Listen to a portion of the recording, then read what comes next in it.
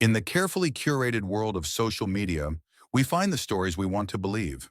Stories of hope, of resilience, of a love so strong it can conquer anything. And for a time, the world believed in the story of Jennifer and her little boy. Her posts were a masterclass in vulnerability. Sunlight streaming through hospital windows, a weary but hopeful smile on her face, her hand clasped tightly around her son's. The captions spoke of a battle fought on two fronts: her own, against a relentless brain tumor, and his against a cruel, mysterious illness that baffled doctors. She was the epitome of the warrior mother. Her blog, Sunshine Through the Storm, became a sanctuary for millions, a place where people, touched by her story, could offer prayers, words of encouragement, and money, lots of money. Her followers saw a hero. They saw a family pushed to the brink, holding on to each other as their only lifeline. But what if the storm wasn't an act of fate? What if the storm was a fabrication? And what if the one person who was supposed to be the protector was actually the source of the poison? This is the chilling story of how the relentless pursuit of online fame turned a mother into a monster, and how a digital empire built on compassion was exposed as a fortress of lies.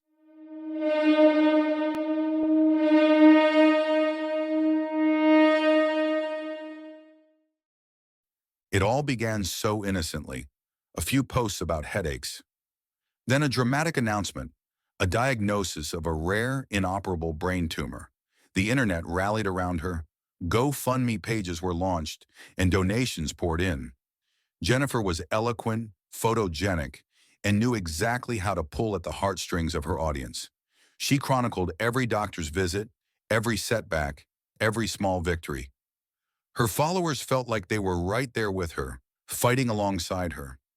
Then her young son, barely old enough for school, began to get sick. It started with severe allergies, then progressed to seizures, digestive issues, a cascade of baffling symptoms that seemed to have no medical explanation. Jennifer's narrative shifted. Her own struggle now took a back seat to her son's. He became the central character in her tragedy. She was no longer just a patient. She was a tireless advocate, a mother navigating a broken medical system, desperate for answers. Her audience grew exponentially. She was a guest on morning talk shows, featured in online articles. Her story was irresistible. It was a perfect storm of human emotion: a dying mother, a sick child, and a community of strangers united in their desire to help. But beneath the surface of this perfectly packaged narrative, tiny cracks began to appear. Local followers, who knew the family in real life, started noticing inconsistencies. Jennifer, who claimed to be too weak for chemotherapy, was seen running errands around town, looking perfectly healthy. The trips to world-renowned specialists she documented online never seemed to match up with local hospital records. A small group of online sleuths, former followers, started a private forum to compare notes. They were dismissed as trolls, as cruel cynics attacking a grieving family. But their questions were valid. Why did her son's most severe episodes only ever seem to happen when he was alone with his mother? Why were there no clear diagnoses, only a constantly shifting list of rare, unverifiable conditions? The digital whispers grew into a roar that the real world could no longer ignore. An anonymous tip, reportedly from a nurse who had treated the boy, finally reached Child Protective Services. The message was simple and terrifying: look closer. And so, they did. When investigators stepped into Jennifer's world, they didn't find the medical chaos she described. They found a meticulously organized system of deception. Her internet search history was a masterclass in medical fraud. She had spent thousands of hours researching rare diseases, learning the specific terminology to mimic symptoms, and finding ways to contaminate her son's medical samples to produce false results. They found a hidden pharmacy in her closet, not of life-saving medications, but of drugs that could induce the very symptoms her son was suffering from. The most damning evidence came from the hospital itself. After the investigation began, the hospital installed a hidden camera in the boy's room. The footage was the stuff of nightmares. It showed Jennifer, moments after smiling and hugging her son, taking a syringe from her purse and injecting a substance into his feeding tube. Hours later, the boy would go into violent seizures as nurses and doctors rushed in to save his life, with Jennifer standing by, playing the role of the terrified, devoted mother. This wasn't just a lie. This was something far more sinister. It had a name: Munchausen syndrome by proxy, a psychological disorder where a caregiver, most often a mother, fabricates or induces illness in a person under their care. It's not for financial gain, not directly. It's for something many crave even more: attention, sympathy, the validation of being seen as a selfless, heroic caregiver. Jennifer wasn't just poisoning her son for clicks. She was poisoning him for the emotional currency that came with it.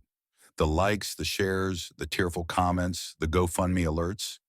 They were her drug, and her son was the price she was willing to pay to get her fix. The investigation unraveled the entire tapestry of lies. The brain tumor? It never existed. She had used altered MRI scans found online. The millions of dollars in donations had been spent not on medical bills, but on a new car, luxury vacations, and designer clothes, a lifestyle she flaunted subtly online as gifts from compassionate friends. Her followers hadn't been funding a cure. They had been funding a fantasy that was slowly killing a little boy. When the truth finally came out, the internet broke. The sense of betrayal was seismic. The same people who had prayed for her, defended her, and given her their money were now faced with a monstrous reality. They had been complicit in a child's abuse. The story of sunshine through the storm was not one of hope, but of profound manipulation. Jennifer had tapped into a fundamental human desire, our need to believe in heroes, to find meaning in suffering. She understood the language of social media better than anyone. She knew that in the digital world, the story is often more important than the truth. In court, Jennifer's curated persona crumbled. The eloquent, brave mother was replaced by a hollowed-out figure, unable to explain her actions. The evidence was overwhelming. The search history, the hidden medications, the hospital footage. It all painted a portrait not of a mother, but of a predator. She was sentenced to prison. Her son, now safe and in the care of his father, slowly began to heal. Physically, he recovered quickly once the poison was out of his system. But the psychological scars, the betrayal by the one person who should have protected him, will likely last a lifetime. Her case serves as a dark mirror to our digital age. It forces us to ask uncomfortable questions. How much of what we see online is real? In our rush to find heroes and stories that move us, do we lose our ability to see the truth?